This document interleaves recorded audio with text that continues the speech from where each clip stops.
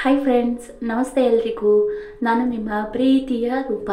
Friends, ಇವತ್ತಿನ ವಿಡಿಯೋದಲ್ಲಿ ನಾನು ಕಂಡಿದ್ದು ಸುಳ್ಳಾಗಬಹುದು ಅಥವಾ ಕೇಳಿದ್ದು ಕೂಡ ಸುಳ್ಳಾಗಬಹುದು, ಪ್ರಮಾಣಿಸಿ ನೋಡಿದರೆ ಸತ್ಯ ತಿಳಿಯುವುದು ಅಂತ ದೊಡ್ಡವರು ಸುಮ್ಮನೆ ಹೇಳಿಲ್ಲ ಅನ್ಕೋತೀನಿ. ಸೊ ಅದರ ಏನು ಅಂತ ನಾನು ವಿಡಿಯೋದಲ್ಲಿ ಫುಲ್ ತೋರಿಸ್ತೀನಿ. ದಯವಿಟ್ಟು ಯಾರು ಕೂಡ ವಿಡಿಯೋನ ಸ್ಕಿಪ್ ಮಾಡದೆ ಫುಲ್ ವಿಡಿಯೋ ನೋಡಬೇಕು ಅಂತ ಹೇಳ್ತಾ ಬನ್ನಿ ಫ್ರೆಂಡ್ಸ್, ವಿಡಿಯೋ ಮುಂದುವರಿಸೋಣ. ಸೊ ನಾವಿವತ್ತು ಜೋಳದ ಬ್ಯಾಗ್ ತೋರಿಸ್ತಾ ಇದ್ದೀನಿ ನೋಡಿ. CP818 ಅನ್ನುವಂಥ ಜೋಳದ ಬ್ಯಾಗ್ ತೋರಿಸ್ತಾ ಇದ್ದೀನಿ.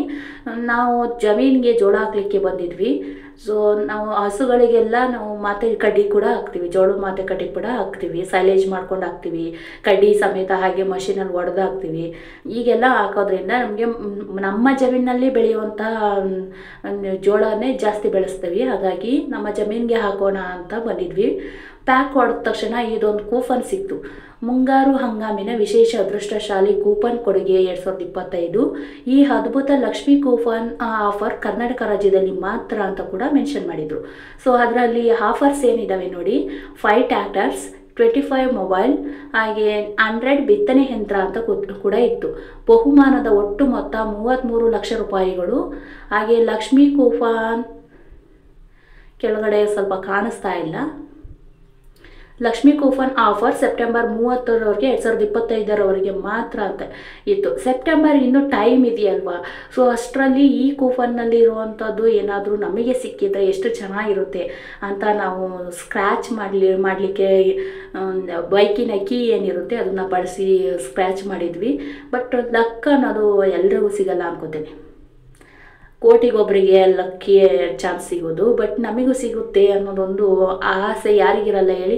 ನಮಗೂ ಈ ಥರ ಕೂಪನ್ನಿಂದ ಯಾವ್ದಾದ್ರು ಲಕ್ಕಿ ಆಫರ್ ಸಿಕ್ಕಿ ಅದರಲ್ಲಿ ನಮಗೂ ಲಕ್ ನಮ್ಮ ಕಡೆ ತಿರುಗಬೇಕು, ನಾವು ಕೂಡ ಯಾವ್ದಾದ್ರು ಆಫರಿಂದ ಮುಂದೆ ಬರಬೇಕು, ಆ ಥರ ಎಲ್ಲ ಏನೇನೋ ಆಸೆ ಇರುತ್ತಲ್ವಾ. ಸೊ ಹಾಗೇನೆ ನನಗೂ ಕೂಡ ಇತ್ತು. ನಮ್ಮ ಯಜಮಾನ್ರು ಕೂಡ ಸಡನ್ನಾಗಿ ಸಿಕ್ಕಿದ ತಕ್ಷಣ, ಕೂಪನ್ ಸಿಕ್ಕಿದ ತಕ್ಷಣ ಅವರು ಬೈಕಿನ ಕೀನಲ್ಲಿ ಸ್ಕ್ರ್ಯಾಚ್ ಮಾಡಿದರು. ಏನು ಮಾಡೋಕ್ಕಾಗುತ್ತೆ, ಯಾರ ಹಣ್ಣಿನಲ್ಲಿ ಏನು ಬಂದಿರುತ್ತೆ ಅಂತ ದೇವ್ರ ಮುಂಚೆನೇ ನಿರ್ಧಾರ ಮಾಡಿರ್ತಾನೆ ಅಂತ ಹೇಳ್ತಾರಲ್ವಾ. ಬಟ್ ಪ್ರಯತ್ನ ನಮ್ದಿರಬೇಕು. ಯಾಕೆ ಅನ್ಕೋಬಾರ್ದು ನಮಗೂ ಸಿಗಲಿ ಇದು ಅಂತ ನಾವು ಯಾಕೆ ಅನ್ಕೋಬಾರ್ದು ಅಂದ್ಕೊಂಡು ನಾವು ಸ್ಕ್ರ್ಯಾಚ್ ಮಾಡಿದ್ವಿ. ಬಟ್ ಅದೇನಂದರೆ ಲಕ್ ನಮ್ಮ ಕಡೆ ಇರಲಿಲ್ಲ. ನೋಡ್ತಾ ಇರ್ಬೋದು ನೀವು. ಅಲ್ಲಿ ನಾವು ಸ್ಕ್ರ್ಯಾಚ್ ಮಾಡಿದ ತಕ್ಷಣ better luck, try next time ಅಂತ ಮೆನ್ಷನ್ ಇತ್ತು. ಸೊ ಬೇಜಾರಿನಲ್ಲಿ ಸುಮ್ಮನಾದ್ವಿ. ಬಟ್ ಇದು ಒಂದು ಪ್ಯಾಕ್ನಲ್ಲಿ ಹೋದ್ರೆ ಏನಾಯಿತು, ಇನ್ನೊಂದು ಪ್ಯಾಕ್ ಇದೆಯಲ್ಲ ಅದರಲ್ಲಾದರೂ ಪ್ಯಾಕ್ ಓಪನ್ ಮಾಡಿ ನೋಡೋಣ, ಅದರಿಂದನಾದರೂ ಲಕ್ ಸಿಗ್ಬೋದೇನೋ ಅನ್ನೋ ಒಂದು ಆಸೆ ಇತ್ತು. ಅದಕ್ಕೋಸ್ಕರ ಇನ್ನೊಂದು ಪ್ಯಾಕ್ ಕೂಡ ನಾನು ಪ್ಯಾಕೆಟ್ ಕೂಡ ಹೊಡೆದು ಅದರಲ್ಲೂ ಕೂಡ ಈ ಥರ ಒಂದು ಸಿಕ್ತು, ಕೂಪನ್ ಮತ್ತೆ ಸಿಕ್ತು. ಸೊ 2 ಕೂಪನ್ನು ಒಂದು ಕೂಪನ್ನಲ್ಲಿ ಹೋದ್ರೆ ಏನಾಯಿತು, ಇನ್ನೊಂದು ಕೂಪನ್ ಇದೆಯಲ್ಲ ಅನ್ನೋದಕ್ಕೋಸ್ಕರ ನಾನು ಅದನ್ನು ಕೂಡ ಸ್ಕ್ರ್ಯಾಚ್ ಮಾಡಿದ್ವಿ. ಅದರಲ್ಲೂ ಕೂಡ ಸೇಮ್ ಇದೆ, ಅದರಲ್ಲಿ ಏನಿದೆ ಸೇಮ್ ಇದೆ, ಇದು ಇದೆ.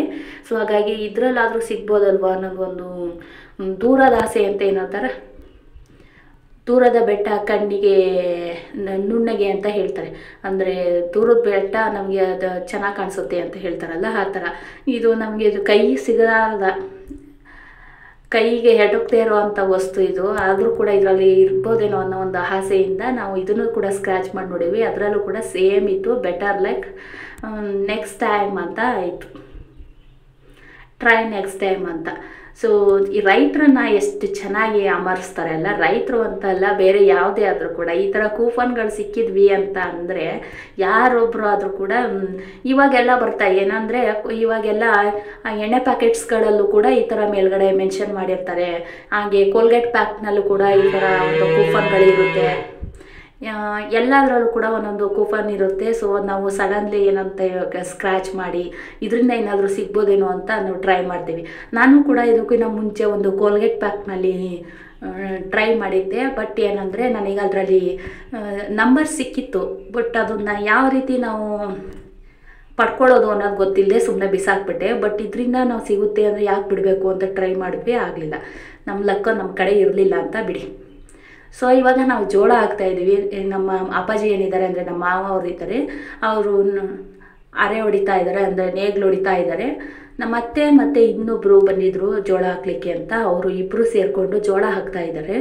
ನಮ್ಮ ಯಜಮಾನರು ಎಲ್ಲೋ ಹೋಗಿದ್ರು, ಬರ್ತಾರೆ. ಅವರು ಬರೋ ತನಕ ನಾನು ಗೊಬ್ಬರ ಬಿಡೋಣ ಅಂತ ಬಿಟ್ಕೊಂಡು ಬಕೆಟ್ಗೆ ತುಂಬ್ಕೋತಾ ಇದ್ದೆ. ನಮ್ಮ ಮಾವನವರು ಹರವಡಿತಾ ಇದ್ದಾರೆ.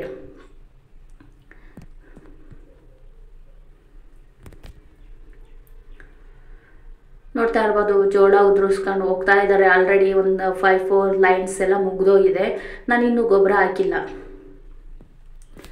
ಹಾಕೋಣ ಅಂತ ಒಂದು ಬಕೆಟ್ನಲ್ಲಿ ತುಂಬ್ಕೊಂಡು ತಗೊಂಡೋಗಿ ಒಂದು ಬಕೆಟ್ ಹಾಕ್ಬರೋಷ್ಟರಲ್ಲಿ ಕೈ ನೋವು ಸ್ಟಾರ್ಟ್ ಆಯಿತು. ಯಾಕಂದರೆ 1 kg 2 kg ಆಗಿದ್ರೆ ಓಕೆ, ಇದು 10 kg ಹಿಡಿಯೋಂಥ ಬಕೆಟು. ಅದರಲ್ಲಿ ನಾನು ಹಿಡ್ಕೊಂಡು ಹೋಗೋದು ಕಷ್ಟ ಆಗಿತ್ತು. ಬಟ್ ಟ್ರೈ ಮಾಡಿದೆ.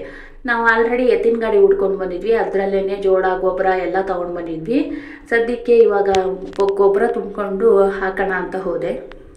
ಅಷ್ಟರಲ್ಲಿ ನಮ್ಮ ಯಜಮಾನರು ಕೂಡ ಬಂದು ಸ್ವಲ್ಪ ಹೆಲ್ಪ್ ಮಾಡಿದರು.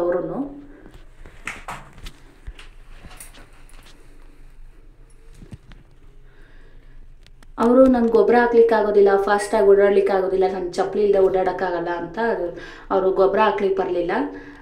ಜೋಳನೇ ಹಾಕಿದ್ರು. ಲಾಸ್ಟಲ್ಲಿ ನಮ್ಮದು ಗೊಬ್ಬರ ಹಾಕಿದ್ದು ಜೋಳ ಹಾಕಿದ್ದೆಲ್ಲ ಮುಗಿದ್ಮೇಲೆ ಲಾಸ್ಟಲ್ಲಿ ಅಲ್ಲೇ ಪಕ್ಕದಲ್ಲಿರೋಂಥ ಹಣ್ಸಿನ ಮರದಿಂದ ಹಣ್ಸಿನ ತಿನ್ಕೊಂಡು ಮಧ್ಯಾಹ್ನದಷ್ಟರಲ್ಲಿ ಮನೆ ಸೇರಿಕೊಂಡ್ವಿ. Thank you.